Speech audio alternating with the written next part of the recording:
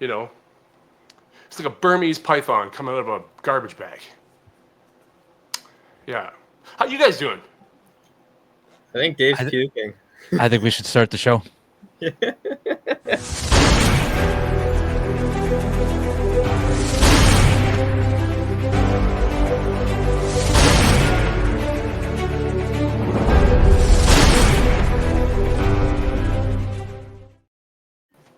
And we are here. If that doesn't say love, like you know, gross, yes, but love. Sorry. Welcome to episode 49. Sorry, I lost my train of thought. What the viewers have not seen, will probably not see. I don't know if I'm going to put that on or not. I can, maybe not, but that has thrown me for a loop. So we're here. Well, do you want me to just tell it again every 5 minutes? No. Some description that will put a lasting image in your mind. And like we start the podcast off with, and that's love, you know. It's love. That's love. So like now all the people in Turkey are gonna be wondering what we're talking about. Yeah. We're here, episode 49. We're the Six Nutz podcast. It's Three crazy. comedians, Six Nuts, a cat, tapeworm. Was it a tapeworm? Yeah. Well, I mean, it wasn't an earthworm.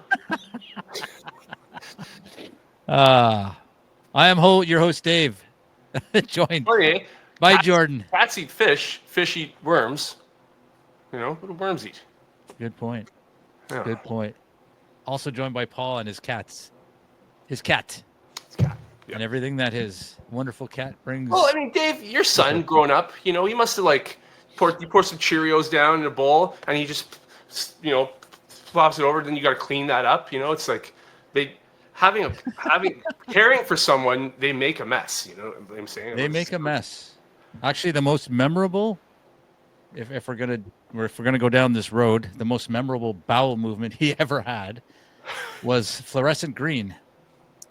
And then we figured out where the fluorescent green crayon went. So he ate it, and he passed it, and it was fluorescent green. And my wife and I both thought that we had given birth to an alien. Or he just watched The Secret of the Ooze, Teenage Mutant Ninja Turtles 2. Yeah. Yep. All right, let's get to hold my beer. Here we go.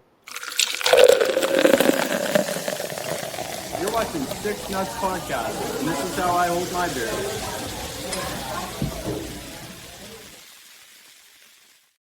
All right, lovely Aiden holding his beer. So every episode we do a segment where we hold our beers. We share with everybody our drink of choice for this episode, for episode 49. Paul, you said you got a new one, so let's start with you, man. Your beverage of choice. I don't think I've done this before. It's Wursteiner.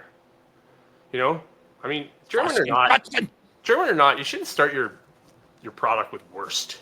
You know, and I know it probably means something else, but it's a German Pilsner, right? And I don't know if you guys ever went to the beer house that was in Canada, like after a Sens game when it was open. Yes, remember? sir. Yep. Yeah, and you get a Stein, you know, one of those really big glasses, and there's a German beer that they had there that was awesome. And if this is anything like it, then probably my new favorite beer. We'll see if it's his worst favorite beer.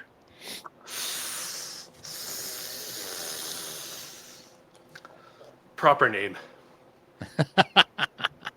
Oh, proper name. Worst. What is it about some Pilsners or IPAs? Some IPAs are good. Some IPAs, are awful. It's some Pilsners are good. Some aren't. Like what? You know? All right, rating. It's not going to be good. It's a 3.4. 3.4. All right, I cannot give an applause for that. Yeah. Nobody applauds a 3.4. Thank you. Crowd laughing, maybe? You guys certainly aren't. I'm not going to laugh at 3.4. It makes me sad, man. That makes me sad. Why? 3.4? Yeah. That's not a beer that you're enjoying. So now you have to enjoy 8 ounces of beer that you don't like. Well, do you think I enjoy pulling crap out of the cat's butt?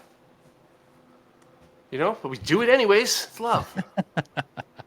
All right, Jordan, let's move on to you. Your beer of choice. I thought it was Warsteiner. I'm pretty sure it's Warsteiner beer. Yeah, WORST. No, it's WAR. I've had it before. It is an A. It is an A. Yeah, and I always thought it was weird. I was like, it's a German beer, and you want to put war? Maybe it's German, but they're like they have different the dialects change, like the accent. Like, oh, that's the worst, you know? Like, yeah, it's Warsteiner, an Irish German. Yeah. All right. Well, I'm going with St. Andre's Bohemian Lager. It's been around since 1842. I've never had it. It's been around for a long time, so I love that noise. Great noise.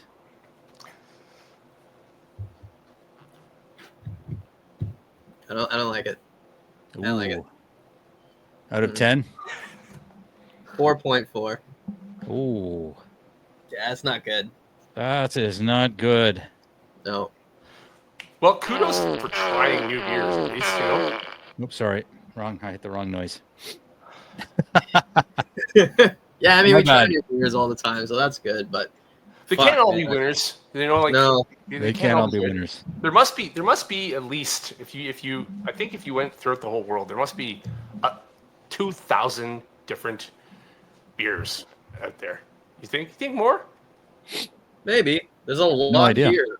There's a lot Yeah, here. like there's like the micro breweries and you know all the bud and all that stuff. You know, so they can't all be awesome. All right. Well, Jay, I've got Are a. we keeping you for something? What's that? Are we keeping you for something? No, why? Oh, just you seem short. I am short. I'm like 5'8". I'm a short guy. Not at all, man. Carry on. Go. All You right. know what it is, eh? It's where I got there- Mill Street of Organic, course he man. did. Of course he did I in the know. Mill Street Organic. Oh, I know. I drove back from Toronto, came right here to do the show. Ah, time to get a that beer, makes so here we sense go. now. Things are starting to, you know, come together. You just drove back from Toronto today. You're gassed. No, I'm good, man. I'm good to go. Okay. That is a solid 10. Mill Street Organic. It's always a 10 for me. Okay. You know, I was because we got episode 50 coming, and this past week I had a couple shows, one in Brockville, and I was sitting in the back room with Chad Noonan and Tavis Mapleston, and so Chad's got his own podcast, right? And he was talking about how his favorite podcast, and right away he goes, "No offense to you guys," which I didn't take it me, but he goes, "My favorite podcast is the You Are Not Funny podcast with Carly and Glenn." And Oh, nice. And he's like, I understand what he's saying. Their podcast is like, to me, when I watch it anyways, it's like a married couple fighting, and you get to watch it just like unravel. So they're asking about our podcast a little bit. And Tavis is like, well, what episode are you guys on? And I'm like, well, we're doing 50 on March 9th. He's like, you have 50? When did you start? And it's pretty impressive, I guess. We've only been doing this a little over a year. We're already at 50 episodes. Like, I agree. very consistent. People keep watching. Yeah. It's true, right? I mean, it's funny when you talk to people or you reach out to people and you know, you tell them like, you know, hey, do you want to come on the show or whatever? And they I want to like say something about us, you know, what we're doing. Like, you know, we've got like a couple 100,000 likes or views, and you know, we're in a bunch of different countries, and you know, we're not that big, you know, in comparison, but we're definitely, you know, for us being here just a year, I mean, yeah, you got to hand it to us. Yeah. Chad actually said to me, and I don't know if you guys are going to guess it, but he has one favorite thing of our podcast. You know what that is? The ending? No, it's Paul.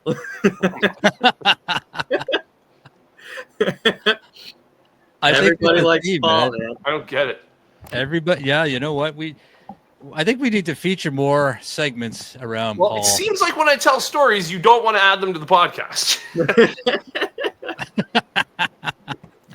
Well, I mean, you know what? I think we should I think we should just, well, if we go live, then whatever you say is out there, right? Yeah, no and chance to edit. it wasn't that bad, and you know, It wasn't that bad. it might, you know what, it might be cringe-worthy or whatever, you know, but it's like something everybody deals with children. And like, you tell me you didn't have to wake up in the middle of the night and change your child's diaper, and then you like unravel the diaper, and you know, you look like you know, look like a Rorschach. Like, come on, like everybody has to deal with that, and you get used to it after a while, because you either get grossed out and deterred away from it, like I'm not doing that again, good luck, or you just you start to realize you're not as upset about things like that anymore because of how much you care about the animal or pet, you know. What one of the first ones, like I changed a lot of diapers. I mean, my wife and I shared the duties. One of the Literally. yeah good duty? one. Yeah. We shared the duties, and one of the very first diapers I changed, I'll never forget it. The baby was up on the change table, obviously. So I'm undoing the diaper, open it up, and of course there's stuff there. You know, I got to change, but the child was not finished, and I didn't think a little child that was maybe 20 inches long was able to do this physically, and in one pushed out a projectile that literally went across the room, like it was projectile. And I didn't think that was physically possible, and I literally jumped back. I was like, "Oh my god, what the hell was that?" I thought Yeah, it this was an sucks. You alien know? baby. It's funny. Well, not funny. Wild. Yeah. Children, and then really old people. You know what I mean? Like when you get to be a certain age and you can't take care of yourself, that must be so hard on you for one thing. And I hope I never get to that point where I have to change my dad's diapers, like my parents' diapers. Like I know people who have had to do that, who changed their parents' pants because they had an accident in their pants. Yeah. They pooped their pants. I never want to get to that point where I have to do that for my dad. Yeah. That would be so. I mean, for him, it's not fun, and for me, it's not fun. It's bizarre when you have to do it for yourself, eh? When you're in your 40s and 50s, eh? You know, At least nobody else knows. you're like, yep, that just happened. You know, but that's everybody has to go through. It's love. It's all love. Have you guys ever watched the Impractical Jokers? I'm sure you have. I watched the Post Malone one. There was one episode where I don't know if you know the characters, but I think it was Joe. No, Sal. It was Sal. Sal was in an escape room, I think, and he had to drink water, like a ton of water before he went in. And his goal, the challenge was he had to pee his pants while he was in the room playing this game with these people, and he couldn't leave until he peed his pants. And he did it, and people were just mortified watching him stand there pee his pants. It was hilarious, and of course he didn't want to do it, right? Pro tip. Yeah. You ever want to get a good laugh out of your buddies? You're at the beach, or you're at a pool or whatever, you're at a bachelor party. Just like while you're talking to them, you know, in your shorts, just start peeing yourself. Like, don't even acknowledge that you're peeing. Okay. Where are you? Just anywhere? Just anywhere. Like, it's best if you have shorts on and you're near, like, if you're at a cottage and you're near the lake, or you have the, you know, somewhere where you can go and wash off right after. But like, I talk about being a comedian. Some of the biggest laughs I can imagine. I had the biggest fights that I ever got in with my ex. She's like, you know what else I hate about you? You know what else drives me crazy? Okay, we're arguing about something. She's like, you know what else really bothers me about you? Something I can't stand that you do and never spoke to me like that. I'm like, what? She's like, I hate it when you piss your pants to get laughs from people. And I start laughing because it's like, that's a sentence that someone just told me in anger. Like, I can't stand when you piss your pants to make people laugh. It's not funny. I'm like, I gotta argue with that. Like, I think it is funny, and like I get some huge laughs at people, you know. And she's like, no, you're embarrassing yourself. I'm like, I'm taking myself aside from the peeing. Like, I'm not embarrassed that I'm doing it. You talk to them and you don't even acknowledge you're doing it. You're like, so you tell me where you work again? Like, you were saying you had some problems at work, and last time I talked to you, and you're peeing yourself at this point, you know. But the secret is, as they're talking to you, you got to cue it up, in your head. Okay, you got to cue it up and tell yourself, yes, pee, because your body has this like you know, when you click a website and it's like, are you sure? You know, yeah. Your body does that too. When you're like, you can't just pee your pants right now. Like, you say you're gonna do it. It's you true. have to convince yourself to do it. So the secret is, ask them a question and cue it up while you're giving the question, and then wait for their answer. So while they're like halfway through the first sentence, you're like, yeah, and you just peeing like down your shorts. Oh yeah, So when you did that, I've done it many times. do Yeah. you do anything that kind of tells, because they're looking at you they're Yeah, looking at your but face, then right? they see like. Do you do anything that cues them, or do you go like, excuse me, or do you give them a cue that you're actually doing this? Or are you just waiting for them to? At me and they can hear water, and then they just sort of look down and see pee, and then the other people who are sitting there, but like, Borgon, what do you do, Borgon? And then you look down and go, oh, geez, sorry about that, something like that. Yeah. You should have like another guy there with you, and kind of saying like, "Oh, Paul, you're peeing your pants again," like acting as if it's normal. Yeah, yeah. I was at a cottage one time, and this guy's the nicest guy ever. Hey, big, like 6'5", hey? From like, I think he's from Cameroon or something like that. Yeah, like he works down at like the Parliament buildings in the Senate. He works high up in the Senate. Like, he's smart, kind. Like, Paul, you know what I like about you? You are just so nice. You're a nice person. Right? Like that kind of guy. Like I gotta like modify my humor while I'm with him, because like I don't want to be over the edge. But he's like, oh man, you make me laugh so much, man. And like he laughed at everything I did, and he like, I have to excuse myself. We're at a cottage. He's like, I have to excuse myself for a moment. I have to just go into the bush. He was so polite. He didn't want to tell a bunch of dudes, and that he's like, I'm gonna take this. And we had already had the discussion, everybody, the back and forth, about how I shouldn't do that. And I followed him while he was going to the bush. I'm like, hey man, I'm gonna take a piss with you, okay? And we walk. He's like in the bush. And I'm like making him laugh as he's like walking into the bush. It's just me and him in the bush. Everybody's down on the dock. I'm like, you want to know something? You want to know something that I don't like? Being told that I can't. And like, he's looking into the bush right now, and I'm looking at him, and I'm like, I can't stand it when people tell me that I can't do things that aren't funny. And I'm queuing up my piss in my head, right now. Because you know what? And he's like laughing, but like, why is this guy watching me pee? I'm like, you know what is funny? You know what's funny? When people piss themselves. And I just repeated myself. And he like, it's like the reason why I'm in comedy. This is like, when you get a laugh like that out of someone, like when they can't compose, like can't control themselves. So it's, and I know if my mom is watching this right now, I'm gonna get oh boy, I'm gonna get a scolding for it. But we're not talking about the grossness of things. We're talking about yeah. But anyway. What strangest place you've ever done it, Paul? Hope Beach. Like not for a laugh, not in front of like everybody. No, not for a laugh. Excluding like when you're doing it for a laugh, like you got to go really bad. You're desperate. You can't find a washroom. What is the strangest? Oh no! I'll just whip out my bird and pee. But wherever you are. The only places I've done it are at a cottage, at a pool once, or like a party, like someone's party in the backyard. It was night, and in Cancun when I was in the ocean, I just stood right at the shore where the waves are hitting my feet, and then walking in the ocean after, like you're with someone, and then I think that's it. Yeah. At least you can wash it off. Yeah, I don't do it on a regular basis to make myself laugh. Like, yeah. Jordan, what about you? It's strangest place you've ever had to do that? I don't know. I remember like the dumbest thing I did while peeing. I was intoxicated. I was near Bayshore actually, and I just whipped it out, and I yelled out like, "Unleash the dragon!" And like I peed, and like I want to say it was like a woman who walked right in front of Cinnabon. Like it was like I could have found a wall, but I was just full dong hanging out, full flow, and just people. It's such a great thing that men have a device that they can do that wherever they want. Yeah. Carrot Top had a good one of his props. He's like it was a plastic thing that just fit like in between the thighs and the middle of the legs for a woman, and it had like a fake like plastic dick. Now men and women compete. Oh my God. That's funny. Was good, man. I don't care what anybody says. Carrot Top was awesome. He's funny.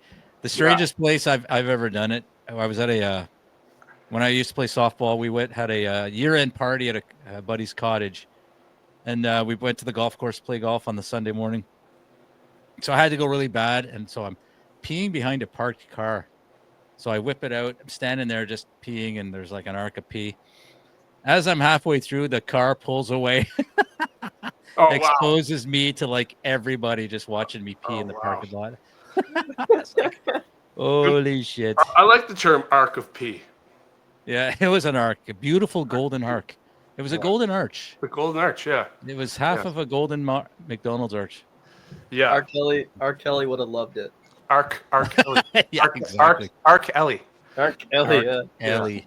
Yeah. I got a little story. I went last night with a friend. He came in from Toronto. We did. You were talking about escape rooms there, Dave. Yep. We did an escape room last night called Death Row, and I have to say the most unrealistic experience. Like if I'm in Death Row, I want to feel scared that I'm there, right? And the guy, he wasn't in character.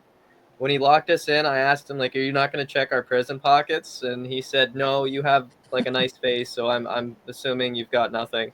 And I said to him, well, maybe I have this smile on my face because there is something up my ass, and you need to check to make sure, like, I'm not sneaking anything in, right?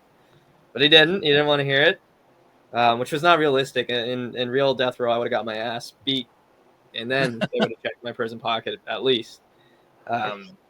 But it was like the easiest prison cell that I've ever had to escape from. Yeah. Like escape room, but by the timer goes off, you're getting raped. Like, pretty sure the urgency in your movements would be a little higher. That's it, right? Like if he said, if you guys don't finish by the time that hits 0, we're gonna send in and then have like the biggest black dude walk in, and he's gonna check your prison pockets. Like a lot of those movies, like Saw and like Cubes, like they're all based on that idea right there. Like like that's what I want. A funny thing you can do with a couple friends on a Friday night, but then let's turn it into like you get your like intestines ripped out. Yeah. Yeah. Yeah. Did you guys ever see the YouTube clip "Living with Jigsaw"? No. Then you know the movie Saw. Yeah. Yep. The bad guy, with the mask on the tricycle. Yeah. Okay, his name is Jigsaw in that. Like, you have 10 seconds to do this, or you will die. Yeah.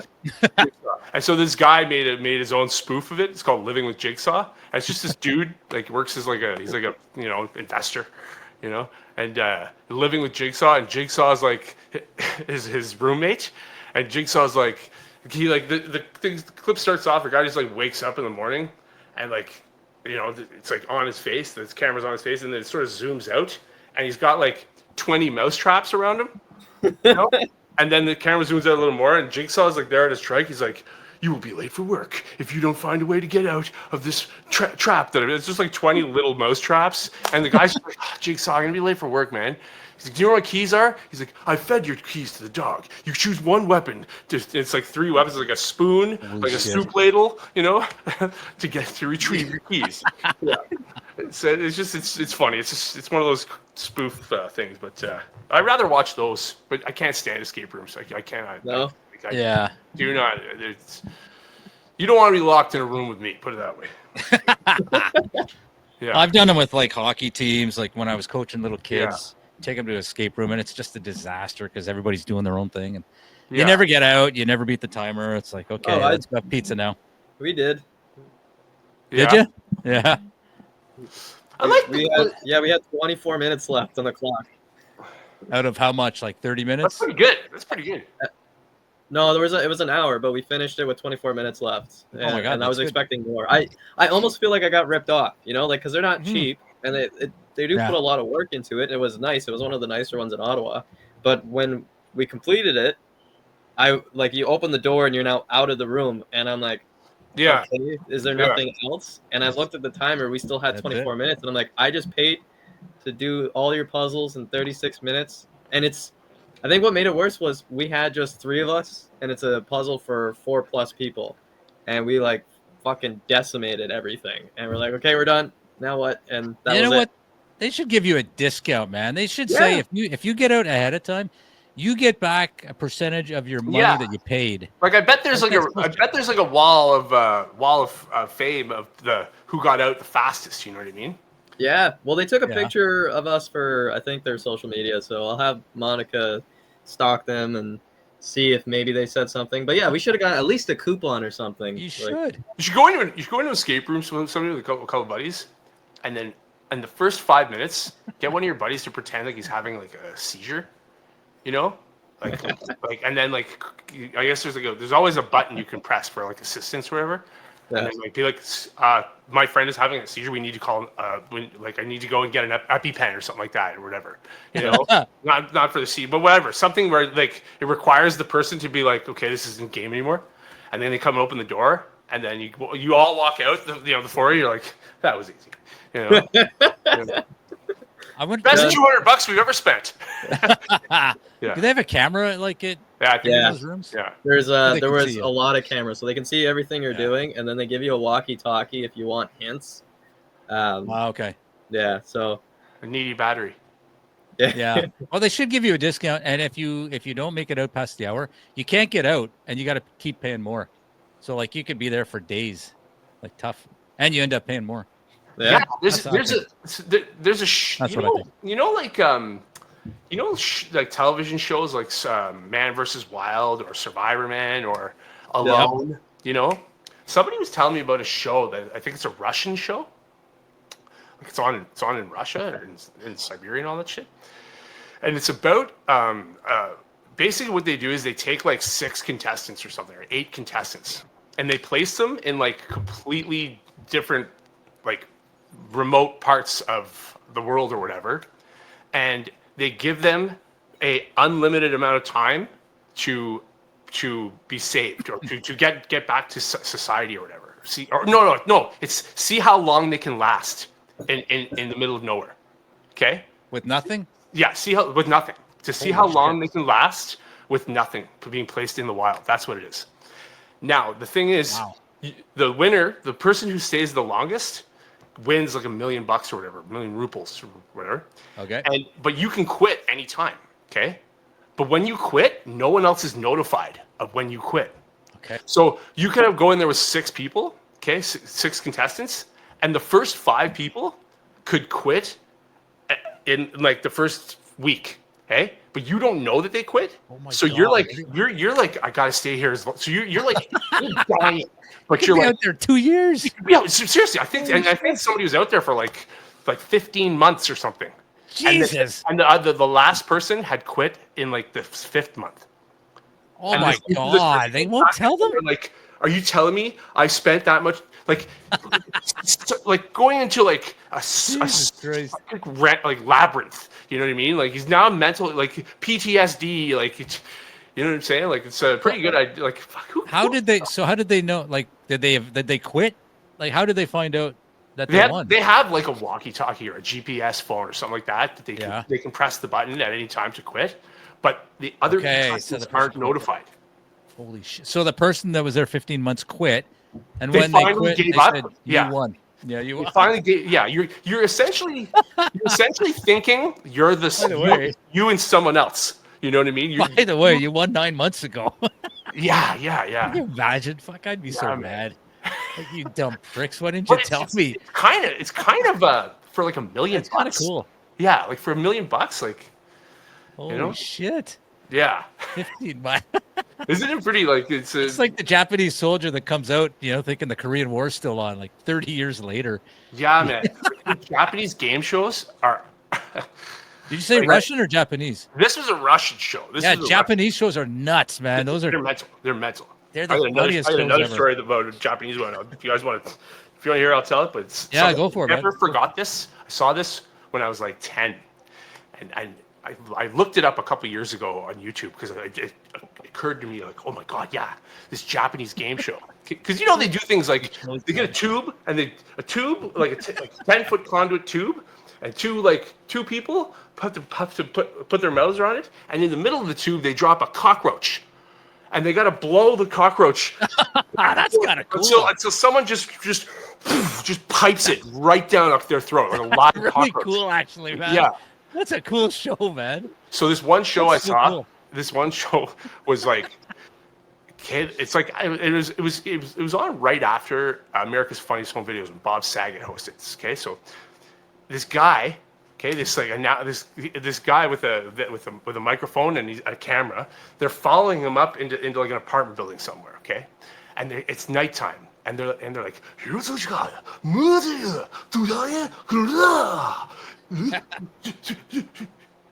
and they're quiet, and it's him in the middle of the night breaking into someone's house.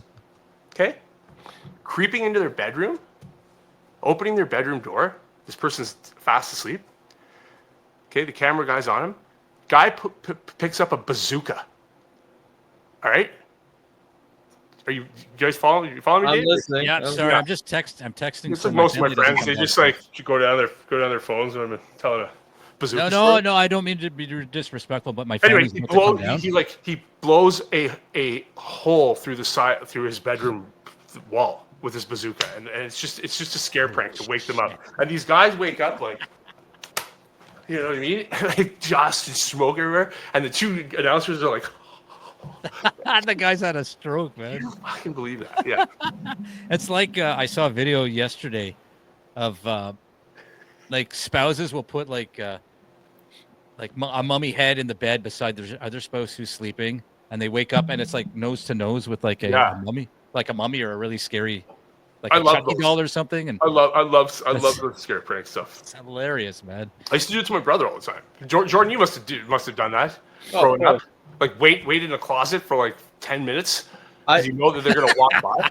You know? I dressed up as Freddy Krueger for Halloween with a bowl of candy on my lap, like near Richie. So Richie's one street here, I'm the next street. And so you have all these hood kids coming to get candy, and I'm just sitting perfectly still. And you ever seen a bunch of gangsters jump up that high? Probably not. They get shot at. Like Unless you're playing basketball. Yeah. Yeah, I love scare. Yeah, it's awesome. Yeah, I think it's funny to see. Like you're trying to be funny. You know it's annoying. Like I used to do it to my brother all the time because I had no friends and my brother used to beat me up when I was young. So like to get him back, I would like Kevin McAllister these plans to like get him back, and I'd like wait in the garage, you know. When I call him on his like Nokia 3190, like the old, you know, I'd call him on his cell phone. I'm like, when are you coming home? He's like, I'm coming later. Stop calling me. He's like, I'm leaving. I'm in the car now. I'm on my way home now. And I'd be like, and I'd go downstairs outside and I'd go in the garage and I'd like wait in the corner of a dark garage at like 11 at night. And I'd just be crouched there and I'd be like, you know, like waiting to hear if a car drive by. It wasn't his, my mom's car. Oh man, the rush that you get from knowing that he's gonna walk out of the car and you're just gonna go, bah! You know, he chased me down the street, like I thought I was running for my life, and wouldn't let me back in the house. I kept running and he went back and locked the doors and like wouldn't let me back in the house. Oh my God! You mentioned. Sorry, Jordan. Go ahead. No, I was just laughing. Oh, sorry. Okay, Paul. You mentioned Home Alone. Do you ever see that video on YouTube where somebody actually analyzed the pranks that the kid did? You know, like the doorknob was like, you know, whatever, 150 degrees. So they actually broke down and analyzed what would actually happen to Joe Pesci, the other guy. Yeah, they would have died in the first prank, man. Number two, when he's throwing the bricks, he just keeps nailing Marv up like 4 stories. Throwing bricks right in the forehead. With like 6 bricks in the forehead.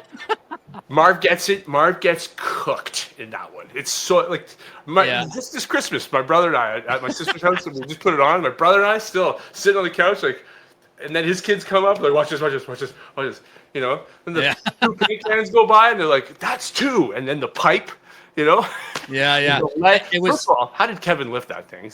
Yeah, exactly. That would like damn near take your heads off. Yeah, I think that was the worst one. They said that was the most egregious one, where the pipe, like that would have like taken his head off or something. Yeah, like it would have been really, really bad in real life. And then he grew up to become Jigsaw. Yeah. I made a joke about that. I made a joke about one night on stage about Home Alone, but like if it was now, Home Alone, like if I'm Home Alone and I had time to plan 2 burglars, like you don't really ever get to time that, right? You usually either walk in on them or you're woken up by them. You know, that's what happens. You know, and like in most burglaries or whatever.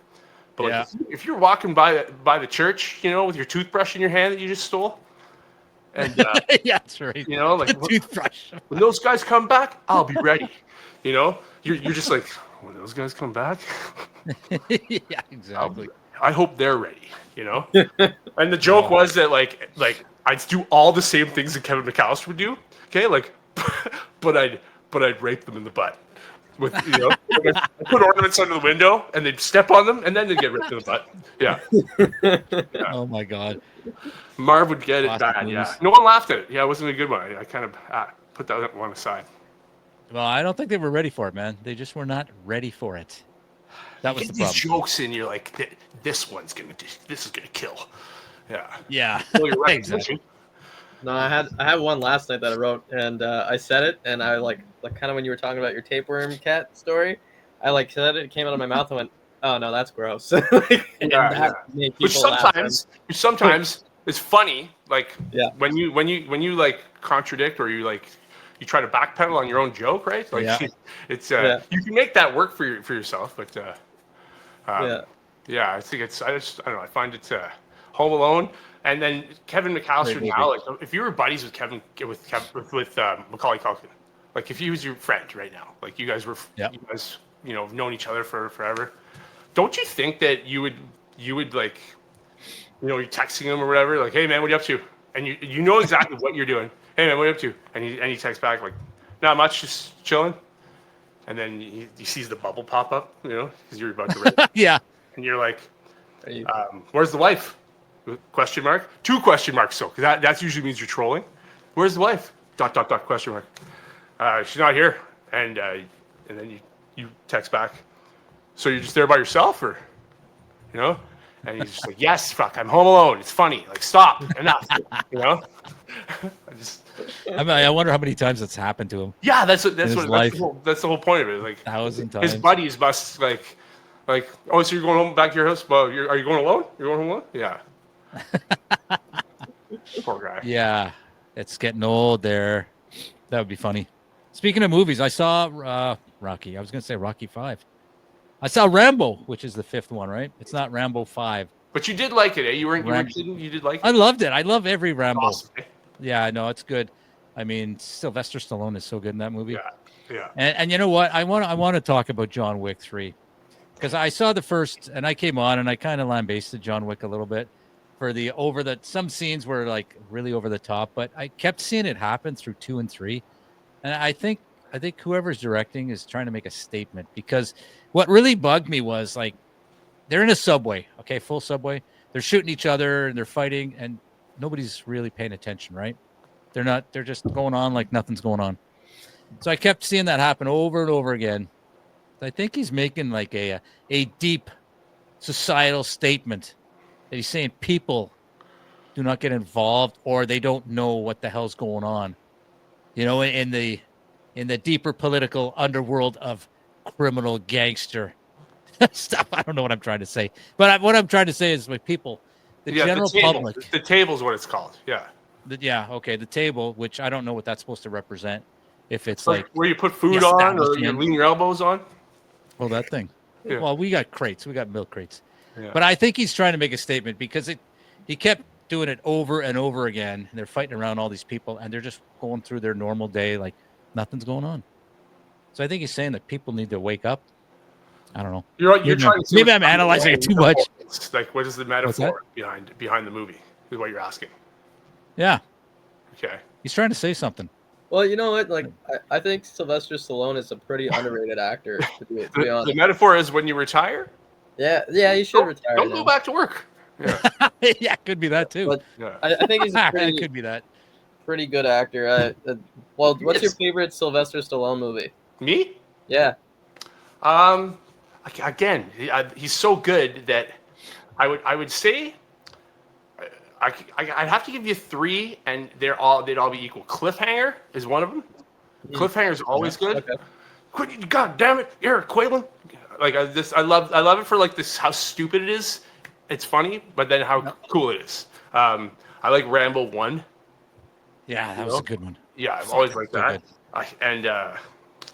Geez, the third one. Ah, man, it's so hard because you're right. He is. I don't think like Rocky 4 is so good. You'd watch it every time it's on. It's on AMC. You'll watch it. You know what I mean? It's Drago, right? Good movies. It's the Drago one. So like movies have been based on like the Karate Kid was based on Yeah. the idea of Rambo. You know what I mean? Like the director took he used as a template, which I should say. But yeah, he's such a good actor, man. I wouldn't say over the top. I wouldn't say Cobra. You know, I wouldn't use any like Escape Room and all that stuff, or Escape Plan, sorry, and all like the newer ones. Like Expendables, I wasn't a big fan of, but Rambo definitely would be like Rambo 1 and Rambo. Let's call it Rambo 4, like because I absolutely love Rambo 4, the one you Which watched. is the one I saw? Rambo 5. 4. The fifth one, right? No, the fifth one is The Last Stand. Okay. All right. Yeah. So the one I saw was Rambo 4. Where he's the boatman. Yeah, okay. Yeah. How about the end, when he just kind of pops out of the trees? You know what I mean? Oh. You know, because the team of guys, the mercenaries, Yeah. and the doctors are all getting attacked by the army, and Yeah. Rambo's sprinted across the jungle with a piece of her shirt. Fire for shot. Fire for shot. You know? Yeah. To get the dog scent, and he puts a claymore, which is like it looked like, you know, the bomb that they let off at. Anyway, I was gonna say Hiroshima, but like it blew up like half the forest. Anyway, that like last scene where that fight where he goes behind the gun. Oh yeah. Insane, Trucks man. are turning the corner, and he's just like mowing holes into guys. And it's like, oh Unreal. man, you know, talk about PTSD, eh? Like, Oh, Dave, what's your favorite Sly movie? you just asked me that. No, Oh, that's Paul. yeah. Dave. Yeah. I love the original Rambo. Is so good. Yeah. I could watch that one over and over and over again. Yeah, agreed. And I do like Rocky. I like the third Rocky, and I like Rocky 4 as well, the one with Drago. And the original is good too. I mean, the original Rocky. I like them all. I love that one. I mean, the story. I like 5. 5's good too. Yeah, they were all good. I need Rocky. You knocked him down. Why don't you try knocking me down now? Yeah. Yeah. Oh, I love the scene. I ain't a bum. You're a bum. I ain't a bum. But I love anything he does. And you know what? I did like Over the Top. I mean, it's Throw Mama from the Train. You like that one? You know, that's that's Stop or My Mama Shoot. Sorry. Okay, no, that I didn't see that one, but I did enjoy Over the Top, which is it's really cheesy and it's very predictable, but I still like it. What about you, Jordan? Yeah, what about you? Party at Kitty and Studs is a really good movie. Which one? The Party at Kitty and Studs. Never saw that one. Watch it. The Party at Kittyans, like Kitty, like Kitty, like a cat. The Party at Kitty and Studs. Kitty and Studs. Okay. Yeah, it's one of his original movies. Is it a comedy or what is it? You might find it funny. Are you trolling us? What's going on here? Sounds like a porn. I think It's Joe's a porno. going to porn right now. Is it? Yeah, it's a porno. Is it? Oh, he was Yeah. in a porno? Yeah. I know you. You motherfucker. Yeah. Should I Google that? No, do not. Whatever you do, Hey, do not son. Google it. Yeah. Son, can you Google Might Party at as well Kitty Google and how to make a bomb. Yeah. He's in Yeah, it. exactly. He's in it. He. Is I'm Holy shit. pretty sure he produced. Oh it. yes, it's for the first when he's in that porn. Yeah, that's it. Yeah. That's the porn. Yeah, Van Damme did one of those too. Really? Yeah, When did that come out? Like obviously before Rocky and all that stuff? 1970. Oh my God, really? Yeah. Okay, I'm gonna check man. that out. Gotta pay the bills. Yeah, for sure, man. You know? I can't 1970. afford my rent. Should have made the porn Wow. called Rocky. You know, like. You know what? Rocky fired. Rocky's like the perfect title for a porn, man. Yeah. You I think love the porn names that are takes off of like Passenger 69, the Beverly Hillbillies. You know. Yeah. You know. Well, you It's- do a bit on that, don't you? You do. I did, yeah.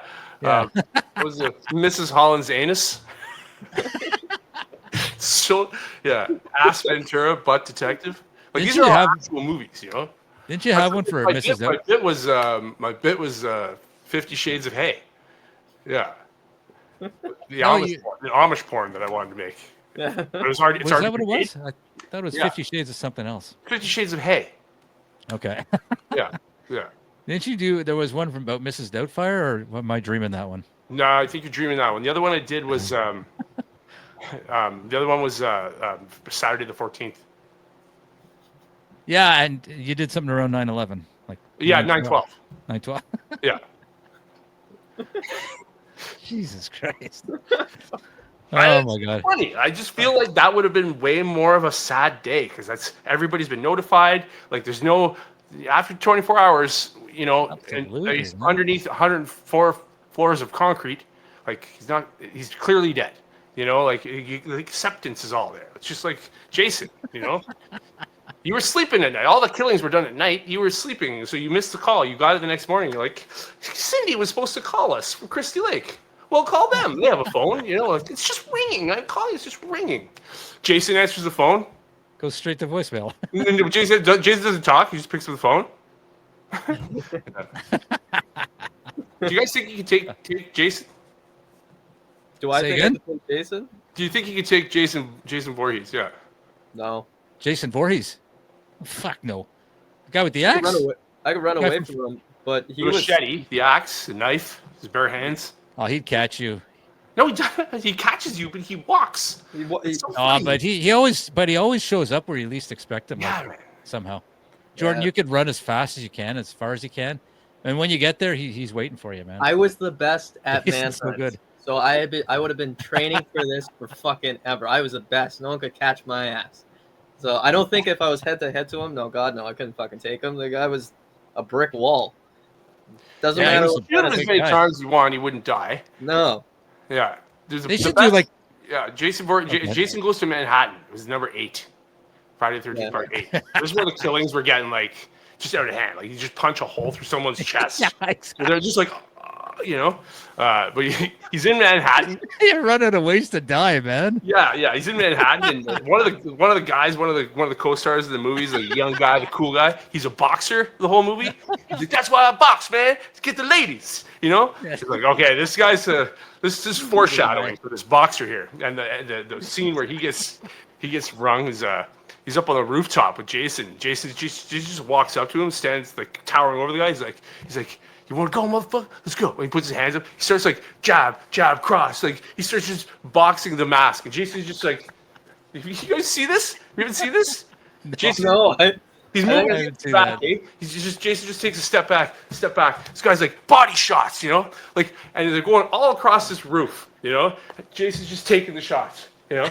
Of course. They get to the other side of the rooftop, and the guy's like, you know, it's like He's tired out. the whole idea of like, do you think you could beat a cow? Do you think you could beat up a cow like Yeah, no. with your fists? No, the cow would just take your shots and you'd eventually get tired. Like you'd die for exhaustion. So this guy's just like, Jason's just staring at him at the edge. You know, he's like, all right, motherfucker, take your big shot. And Jason just grabs him by the shirt and just punches his head right off his shoulders. His head just flies off. You just see from the roof. You just see a head come down and just bounce off like a garbage bin, you know, and roll in through like a back alley. Oh my God. Yeah. Like, oh man. That's so funny. Yeah. Everyone. Can you imagine if you're writing that movie? Okay, so don't box Jason.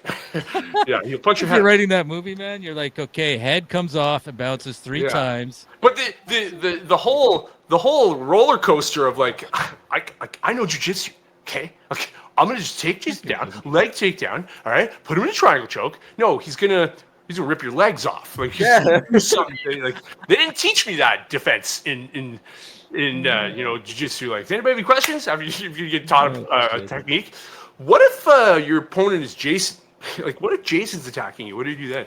Yeah, you They punch should your do like a tale of the tape of like all these like villains, like It's so 6'4", you know, 300 pounds, and specializes in martial arts. And Freddy Krueger, fucking Freddy Krueger was a little guy, if I remember, short, was. skinny guy, right? Yeah. But vicious. He was. I knew vicious. the guys. So I had friends in university that lived in Potsdam, New York. Okay, in Good you old guys heard- you know what Potsdam. Potsdam is? A general. I have a general idea. It's like Messina. It's like Yeah. an hour and a half away. You cross Yeah, the border. small. It's like 20 minutes from the border. It's a little small town, and they live in this massive house. All the houses on the street are like old, I don't know, Victorian river. Anyway, the street's called Elm Street, and perfect. It's a fraternity house that they live in. Okay. Yeah. That house was originally owned by Wes Craven. Oh, come on. Elm Street was concocted in that house. Come on. All those guys, like when you say to them, I heard this house was haunted, they get quiet and they're like, dude. So yeah, like we've come to terms with it. Like the house is, they told us stories that like, when you see like fraternity guys get all serious, they're like, dude, down here one night by myself, I was going home from the holidays, and I just like hear running. There's no one in the house, and I walk out, to my room, and I look up the stairs, and like a Mountain Dew can just rolls down the stairs and then turns and rolls down. Shit. And like that was what they found the kid in, like a Mountain Dew shirt when some kid died in the house, right? But he's wearing a Mountain Dew. Right? That's freaky, man. It's freaky, yeah. But that's pretty interesting. I've been in the house that Wes Craven came up with all of his freaky little. That's creepy, man. Yeah. That is really creepy. Yeah. Wow. Okay. Wow. We're 53 minutes in, man. We haven't even done pet peeves yet. Yeah. Do we want to keep going, or do we want to do pet peeves? Let's do pet peeves. All right. Pet peeves. All right. Here we go. Episode 49. By the way, before we get to pet peeves, let's promote episode 50, which is coming up on Sunday, March the 9th. We got some special guests lined up that we've seen through the first few episodes. So let me put the graphic there. Sorry to cover you guys up. Sunday, March the 9th, 7 p.m. It's going to be a live broadcast, episode 50. We would love for you to come on through and watch. Like I say, the guests that we've had over the first 50, we're going to have as many of them back as possible. They're going to come on for a few minutes and just reminisce.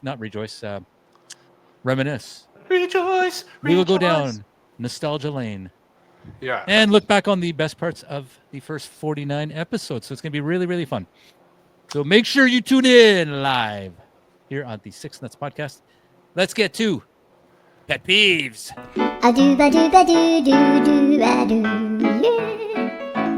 Oh, ich kann kotzen!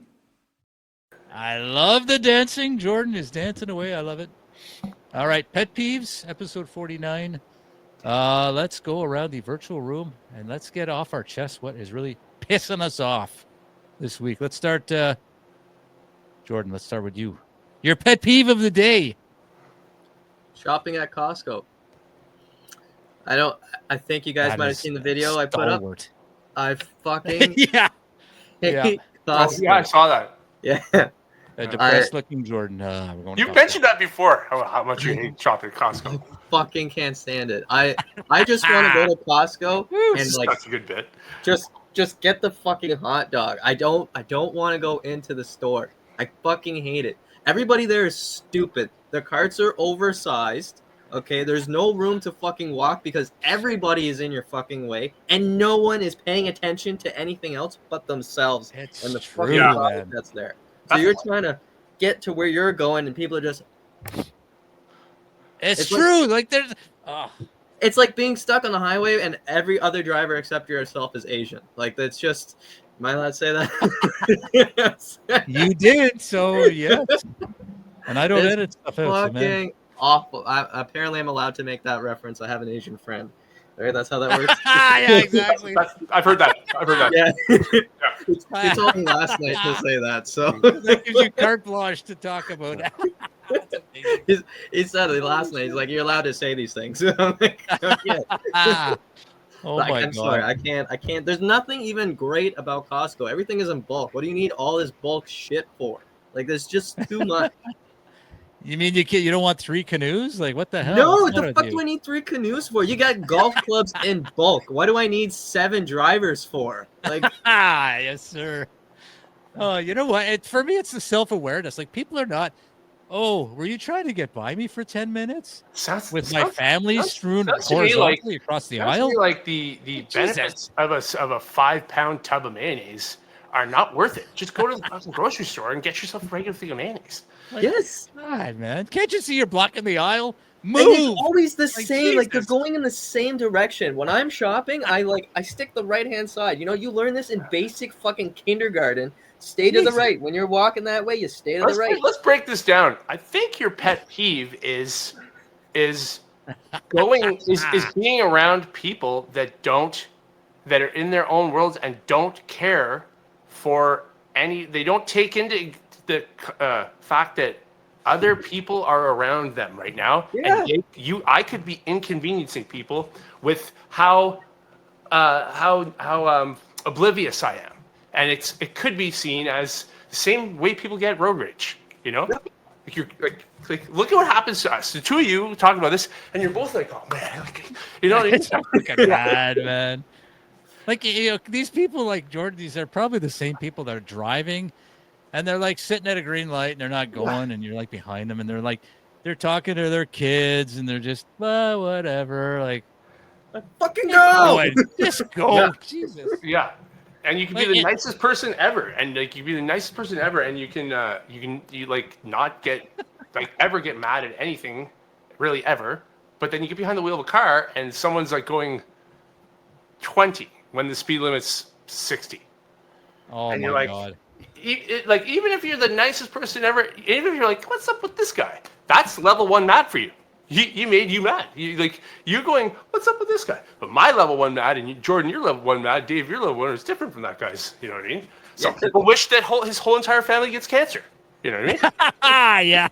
It's just You just want to fucking shoot them, man. Like, that's when you pray, you wish that those carts came with like a friggin' bazooka that you just pop out and just shoot them. yeah. It's I'm more structured. walking down, and sorry, I'm using retail terminology, but I worked retail for a long time. So I'm walking down the racetrack, which is like the biggest part of the store. It's the surrounding aisles, you know, between the There aisles. should be signs that say, keep to the left. Keep, you know what I mean? And I'm trying to turn into this one aisle, just one aisle, and no one is like clearing a space or anything. And there's a guy at my ass, like, and I'm just like, and I go tick tick tick tick, like I'm trying to make a fucking turn, tick tick, and I'm Seriously. yes, I'm like, I'm giving you I a love signal, buddy. Like I need to go there. Like, signals, man. They should use the bicycle signals at Costco. You know, like Costco this is the sounds left to me turn. like a place where it's like a place where all Asian drivers go to shop. You would, Like you would, like, you know, you like, would invoke your like most lethal martial arts moves, Paul, and you would probably find the worth pressure it. points on these you people. know, for a 5-pound pack of bacon, you know, it's on sale. No, I don't. I feel your pain, remove myself from the situation. You know what I mean? That's why I would go. Yeah. It's so aggravating. And you know, if you're gonna bring your 6 kids, don't have them walk across the aisle. Like maybe put them in single file. So you don't block the whole fucking lane. Stick them in the fucking cart. It's big enough for them. Put them in the cart. This was the Whole best family in the idea cart. for a segment I think that's ever been created. Yeah. This is the greatest segment in the history of podcasting. But it's also very therapeutic, man. It just makes you feel better. Like, I don't know, I'm I gonna leave get off after this these podcast feeling episodes. so good. I leave What's after that? these episodes still fucking angry. Yeah, maybe we should do pet peeves at the start. Do it at the start so we'll have we time to didn't do where we line up the 3 of us that shot. We didn't do that. Yeah, for you know. Oh, we could do that. We could do that. Yeah. That's what you want. There we go. There we go. I can't remember why we did this in the first We did place. this for hold my beer. Yeah. Oh, okay. Yeah. I thought it was good. All right. Like Do we want to? Dave, you're like this, so it's. I mean. Oh shit! Yeah. Yeah. Oops. Yeah. So anyway, we can go back. Talk about self-awareness. All right, let's go back to. All right. So Jordan, sorry, were you done decompressing? I Jordan? feel like he's got 20 more minutes on this one. Let's go, could man. go a We got all while. night, man. We got all day. Let's go. Keep going. They're not even, nothing's on sale. They just put it in bulk and said, there you go. It's like you said, the 5 pounds of bacon at $20, okay? You can get a pound of bacon at a fifth of the price. I'm just going to buy that at a fucking Walmart. This could be a potential situation. Like if we were the most popular podcast in the world, let's say, like millions of people watch this. it could very well happen where Costco would get a hold of this information, and like the CEO of the brand of management, you know, the guy who looks after like the way the functionality of the store, you know, the flow of the store, the guy who looks after that would like hear this idea and say, I think we can improve productivity if we put up signs to speed people up, to get them more in order. Nope. You know? It's never happened. They don't give because a they're fuck. part of the problem. Here's why they're part of the problem. And we talk about China being you know, bad drivers, but I saw this thing the other day about I was like leaving a concert or leaving an event in China against, and it was 2 screens against leaving an event in North America, and it was just a crowd of people all going to these doors to like leave, and like trying to get in front of each other and around people trying to, you know, people are just walking slowly, you know, Yeah. and it's bottlenecking. And in China, everyone lines up like at the LCBO. They all go to pick a door, they pick a line, and they all line up in lines like to the door. Is that in China or Japan? In China, yeah, and they all efficiently, all in one motion, walk out the door, like, you know what I mean? There's no starting and stopping. There's no, and it's equivalent of when somebody's braking, they're over braking, you know? That it's just like, why are you braking? Why are you braking? You know? Yeah. It's like that's the same frustration you get. Like, oh, move, man, move! I just want to get out of here. You know, and you're pushing through people. You know, China, they just all efficiently do it. You got to hand it to them for that. Well, here's why I think That Costco and t-shirts. Here's why I think Costco will never work to solve the problem, because they are part of the problem. Is they put their sample stations right at the end of aisles, and that creates a bottleneck because they want people in their store longer, and that causes the huge, you know, the big crowds. I don't think they do want people in there longer. I think they want turnaround. You know, it's the same reason why McDonald's doesn't have specifically. I heard this a long time ago. McDonald's specifically does not have comfortable chairs and comfortable tables. Yes, I did. I have heard ergonomics of them are meant for you to eat and get GTFO. GTFO. That's why their washrooms are so tiny. They got like one stall and like 2 urinals, and that's it. Yeah. I don't want you in there. And you never want to touch anything. Like, I don't even want my shoes to touch the floor. Yes. Yeah. That's true, man. That's a good point. Yeah. All right. Where were we? All right, Jordan, that is your pet peeve, Costco. Let's go to you, man. Your pet peeve for episode 49. Mine's a little different from Jordan's. It's when you're in the shower and you just can't seem to wring the soap out of your loofah. And you just you put it under the shower and you squeeze it and it's soapy. And you're just like, oh. And then you do it again and it's still soapy. Like, do you guys use a loofah or do you use a face cloth? Yeah, like you literally have to. When you put body wash on it to wash, and it's like, it's always like, this might be the longest I've ever had to like wash the soap out. You know, it's a good minute to maybe a minute and a half of holding it in the water, squeezing all of it, and it's still full of soap. That's a pet peeve. So how is that solvable? I found that if you have a like sometimes I take, like, when my back is really bothering me, I take a bath first for like I fill up the tub with super hot water and like just kind of like, you know, kind of immerse yourself into a gross bath and then get up and take a shower to wash off the soap and water off. It's like you take like a 1 minute, 2 minute shower. Yeah. And that's where you would wash yourself, right? But okay. And when the tub had water in it, I found when you just drop the loofah in there and then you wash the soap off. By the way, I asked my cousin this once when you're in the shower, do you go through the exact same routine? Every time. Yep. Every time. Like start up here, around, like up thing. Like this, down, and then switch it right here at your chest. Switch it right here. Same thing, down, around, like this. Okay, around your belly, down your legs. You through your balls, butt, and not your legs. No one ever washes their shins. No one ever washes their shins. Okay. Spend 2 minutes getting the soap off the thing. Put it, hook it back up to the tap of the hot. I picked the hot one where I put it on, and then dry off the same way, or not dry off, but to like rinse the soap off the same way. Like are the movements, the turning and the arms, the whole movement's the same, and then drying off is the same. Hair, face, neck, shoulders, right? Their legs. It's always the same movements. And I asked my cousin, I was like, no, and I'm like, you mean you don't? Like, what? He's like, yeah, no, I just dry off. Sometimes it's my foot, sometimes my knee, sometimes I air dry. And I'm like, that's so weird. I'm like, man, I'm gonna think about you now every time I get out of the shower to dry myself off. That's weird, man. Did you not? A year and a half? For a year and a half, I'd be like, and Colin, and okay, Colin. His name would pop through my head, and I'm like, Colin, I'm not kidding. I still think about you every time I take a shower. I think about, Jesus, so weird. Colin doesn't do that.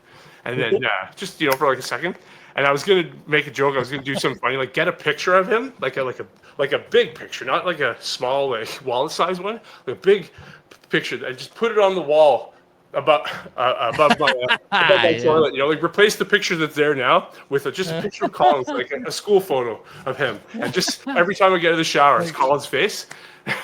Oh my god! Anyway, yeah, it's. Have you ever like finished a shower and thought, did I wash my hair? Yeah, I don't wash my hair every shower. I wash my hair once a week, maybe. All right, maybe that's just getting old. Yeah. Like, I forgot to wash my hair. I've got up and be like, did I wipe my bum? Yeah. Yes, sir. Yeah. Don't get soap out of a loofah, okay? Yeah. That's what gets me going. That's a good one because it's like, we got COSTCO driving. I'm going to do another driving one, but it's always the same, man. So loofah's kind of different. So yeah, that's good. All right. My pet peeve, I drove to and from Toronto yesterday and today. So mine is obviously going to be about driving, but this is a really weird one. When you, let's say you're driving your car, you're pulling up to a red light, you're in the right lane, so because you're going to turn right at the intersection, and there's two lanes, they're both empty, but there's one car in the right-hand lane. The guy left lane is empty. What's that? He should be shot. I know where you're going with this. Yeah, he doesn't pull, and if he had pulled up a little bit, like another 2 or 3 feet, and a little bit more to the left, there would be enough room for you to make your right turn because you can turn right on red. But no, they sit there and they see you in the rear view mirror and they don't adjust and move so you can get by. So you're sitting there for like a good 2 minutes. You can't move because this a-hole sitting there. Like, just move a little to the left or move up a little bit so I can make my right turn and be on. But no, you guys no self-awareness. No self-awareness. Up aggression from your daily lives that absolutely explode and pour out of you when you get in behind the car. When you're by aggravating, yourself, like if I'm that guy in front of me, I purposely will move up and to the left so the guy behind me can go by. Like, and if he doesn't wave, I will get out and shoot him. Isn't it funny? Me a thank you. Isn't it funny, Dave? Jordan, I'm sure you too. When you're driving and that happens, it bothers you. It bothers How much it does bother you, it bothers you when people do things like that. When you're in a passenger seat, you don't even notice it's happening. Like when you pull up, I do. Who gets road rage? I know one guy. Mark Mathot is the only one I know who gets road rage worse than the driver when he's in the passenger seat. Let's go! Come on! He'll honk my horn. He'll honk my horn for me. Like, hey, no one honks my horn, but But it's funny when you're the passenger, you don't even notice it. So it's like the passengers got this uppity, pedestal that they're on. Like, relax, man. Who cares? Yeah. Well, I was with my mom the other day. And somebody was going I think they were going around the Queensway. I think they're going 1 or 2 kilometers an hour. And I was trying to get past the exit, and this guy's going 2, and everyone's going 100. And I'm like, oh, just move, man. And my mom reaches over, she's like, relax. I'm like, Mom. Relax. History of relax has someone relaxed. Like when you tell someone when they're mad to relax, she's like, all right, we'll tell you relax it. Keep being mad.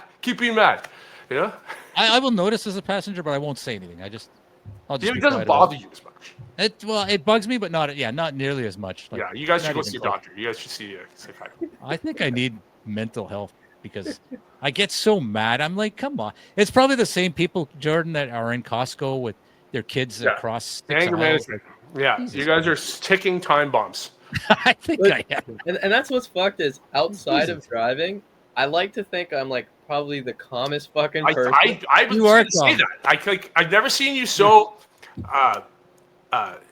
intense and immerse yourself into such a, you've been so heated by something. Is when you talk about driving. Like we've talked about pet peeves. That's what I'm saying. Just while watching you guys, you're like That's why you're animated from it. Like I want to do bits about driving, but I can't because I would just get so mad, and I would just be on stage raging. Like it wouldn't be funny. Yeah. Well, maybe the raging would be funny, but I would just be up there fucking venting like an idiot.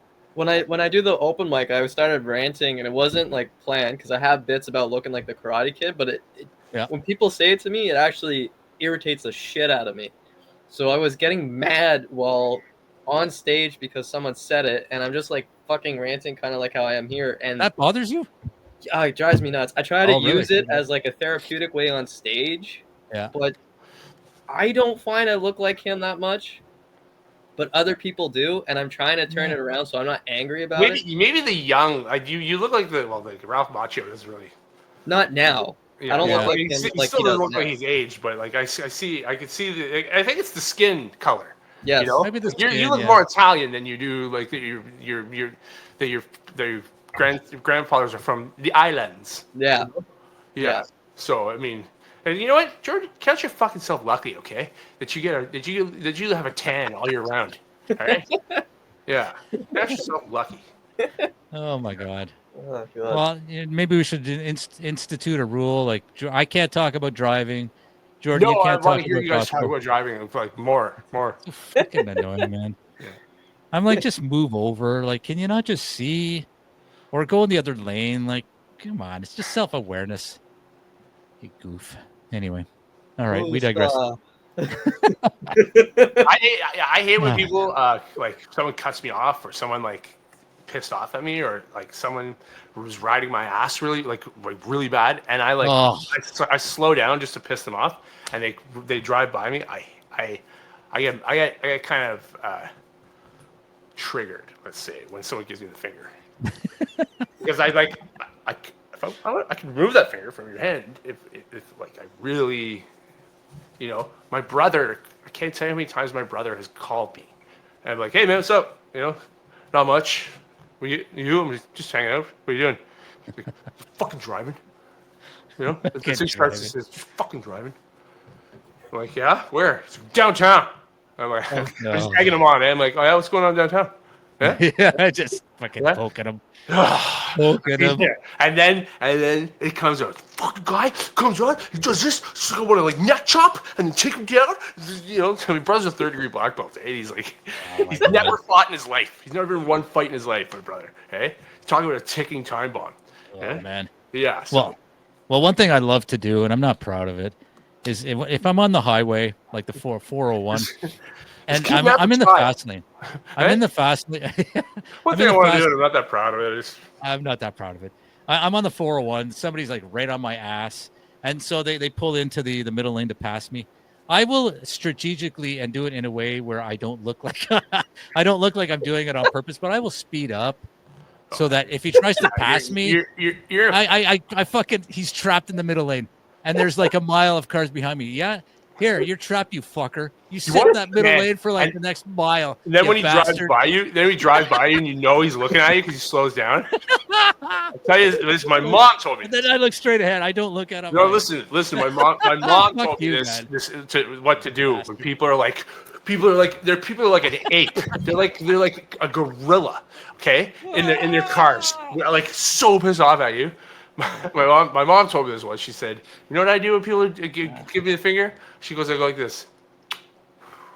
Blow my kiss. Oh man! I tried it out a couple times. Blow my kiss. But I got followed me home once. I had to follow me home, and we get to a light. Shit, him and his buddy get out of the car. Well, fuck, go, bud. I'm like, and it just. I was like, yes, I do want to go so bad, but like, too many people around. Anyway, it's. Yeah, when you blow someone a kiss when they're pissed off like that, oh wow, you steam come out their ears. Yeah. but it's so satisfying. Chef's kiss to the whole thing. You know? You drive away with a shit-eating grin on your face, and that person's just like, you know, they're calling their brother right now. Like, Well, I tell you, that's one of the most satisfying things for me is to trap somebody in the middle lane. And if I'm alone in the car, I will fucking go mental. I say, "Fuck you! How do you like that?" I rage on the guy. I just rage on him. I think I do need help. I really do. I really do. I think I need help. If you don't get road rage, I you're think I'm melting one of the down. people that does this. If you don't get road rage, like if you don't get aggravated by how people drive, Yeah. and you're just like, you know, just you know, like, oh, I wonder what Jeopardy will be hard tonight. You know, like you're just in your own world. I want to be that guy one day. But I want to be that person. what pisses people off is that you're thinking this person doesn't give a shit about humanity. Like, Yeah. Hitler's in front of me right now. Fucking Nazi Hitler. Yeah, I've got a right. For humanity's sake, I should like pull this guy over, right? But like, I'm saying if you don't get mad, if you don't get pissed off, or you don't get aggravated by things that people do, that means that you follow the rules of the road, and you don't, because you don't know why other people don't do it. So that's why it makes you mad, right? Well, no, because if you follow the rules, they still get mad at you. Like if somebody's driving the speed limit, I get so mad at you. Like, well, yeah, it's the unwritten rules that you're not following. 40 in a 40, like you should be shot. Like, I'm sorry, you should go be shot. You're not gonna get sorry. any emotions out of anyone if you're going 43 in a 40. No, because it's a 40, right? No, Like, and like, you ever get that guy who's going 50, and you're like, I like this guy, you know? Hey, you like the person because they're doing what you want to do, right? But when I lived in Toronto, oh my god, sorry, Paul, cut you off. I was just saying if somebody's going the speed limit, like 100, yeah, like it's at that point where you're like, yes, you know, you must be high right now. Like, have you ever smoked? If you're yeah, exactly, smoked a joint and you've been driving on the highway and you're like, fuck, I'm speeding, and you look down and the needle is like in the middle of the 100 dash. You're going exactly 100, you know. Then it's pointless getting mad at the guy because he's not going to give a shit. But when I that made it very hard when I was driving around with my son before he got his license, practicing, and of course he has to drive right at the fucking speed limit. I can't say anything, and I could just imagine what the people behind me are saying. I could just imagine they're probably losing their shit. Yeah, losing their shit. But anyway, I need help, man. Anyway, let's all go take a Percocet and get the rest of it. Yeah. With that, what are we gonna do? Fucking final thoughts. Let's talk about driving in our final thoughts coming up next.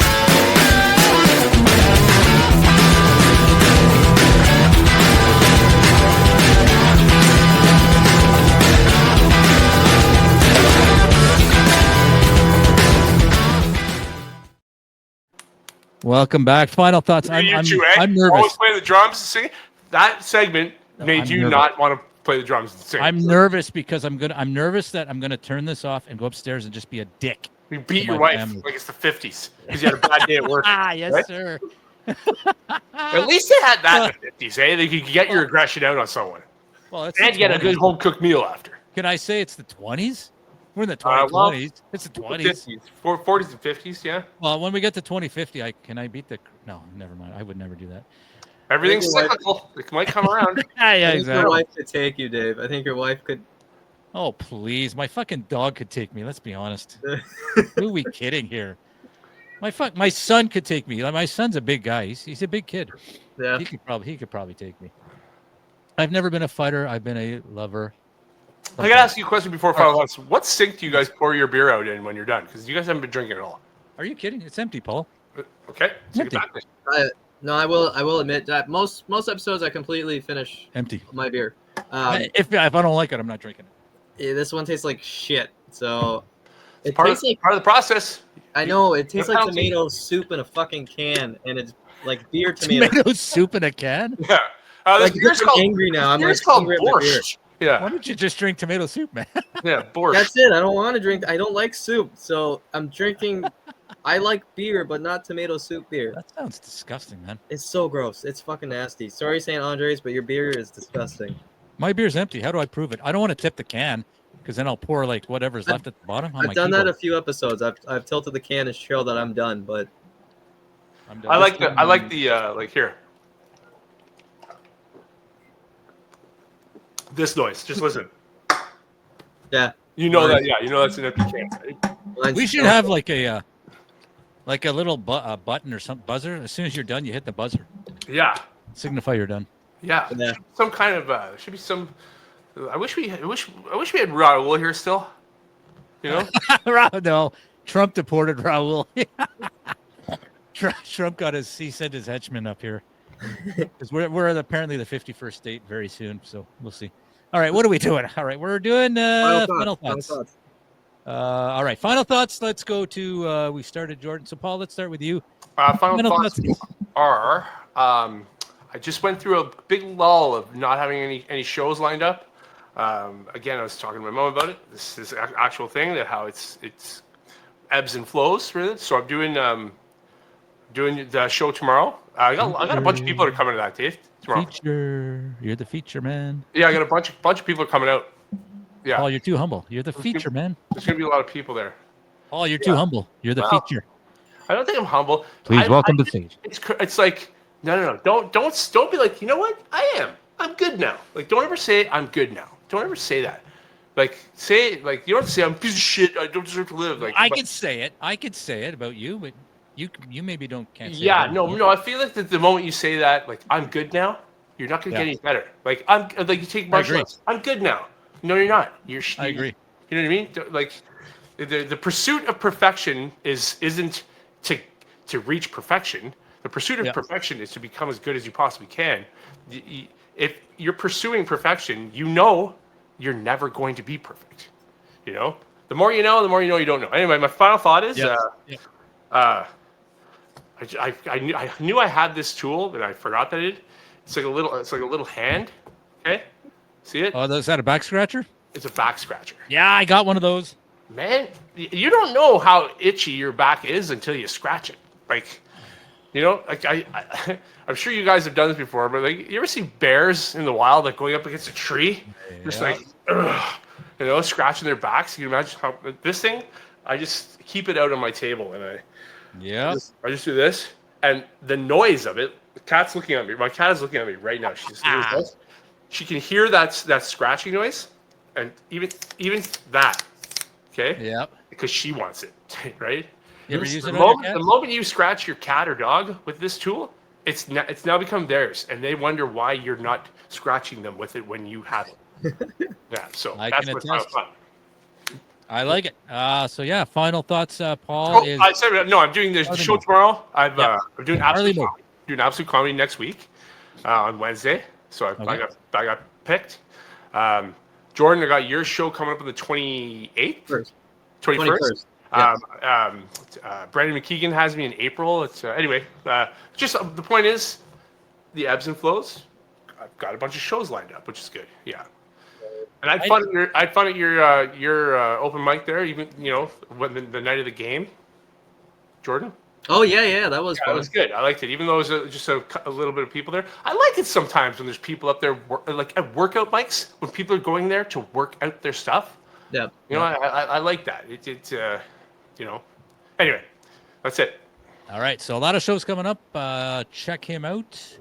Paul Bourdon, thank you for your final thoughts. Jordan Angus, your final thoughts. I have, I'm excited for episode 50. I don't have any shows this week. The Mill Tavern is still under renovations. I found out on Saturday. Yeah, I saw it. I knew that was coming, though. I knew it was coming. When Jordan, you're Elaine, and I'm George. Like, you were Elaine. Yeah. My friend was down, and I'm like, yeah. So that means I'm even Steven. You're Jerry. You're even Steven. Yeah. Exactly. No, I'm kind of, I need a break. I've been going through a little bit, so I need a bit of a break. It's nice to just sit down and do nothing. My next big thing is episode 50, March 9th, and then my schedule will be picking up again quite heavily, it's nice, but I do need to take a moment to breathe. And I think that's important too. In order to become achieving perfection, sometimes you need to be able to take a break and reset and then go back at it, right? It's very important. Like when you go to get a sub at Subway, you got to sit down to eat it. Yeah. You know? Yeah. 100%, man. No, it's always good to reset mentally, and it kind of gives you a fresh perspective on things. So you got to recharge the Really batteries. does. Honest to God, I know we're all not trying to be funny here. It really does. The time you're off gives you time to think, and you know. So and Jordan, you work like a dog with two dicks. So you definitely need you could take full advantage of those breaks. You know. Yeah. 100%. Awesome. Thank you, Jordan. My final thoughts. Open mic, Barley Mow, Maryville, 1541 Maryville in the back room. Come on by. We got tomorrow. Paul Bourgon. He's too humble to say it, but I'm going to say it. He's featuring the feature act. So come and check him out. There will be also at least one lotto spot. And we're going to change the room around a little bit, Jordan. We're going to take your advice and move the stage to the other end of the room. So that the waitress and waiters or the servers can come in. Coming in. Yeah. That's a great idea. And it's not distracting either. Yeah. I wonder what that'll do for sound. Should be the same. Better. Yeah, it might be better. It probably is the door, right? Like that's that would be the loudest part of the room is right there because it's right by that IKEA door. So good. It's a good 100%. Idea, Dave. I'll give credit to Jordan for that idea. So thank you, Jordan. So Paul, you're going to be the first one to test this out, but I think it's going to be better because then you're not distracted by the servers coming in and out. It's really distracting. So come and check that out. Yet so I am even mad at Jordan about by coming up with first. What's that? I said yet another thing that I'm now mad at Jordan about that he came up with it first. And we will talk about that at our next pet peeves. For sure. So with that said, make sure, again, come and check us out Sunday, March 9th, 7 p.m. Eastern for our live stream of our 50th episode. Man, it's going to be epic. And with that, thank you, Paul. Thank you, Jordan. And we will see everybody next time. Take care, everybody.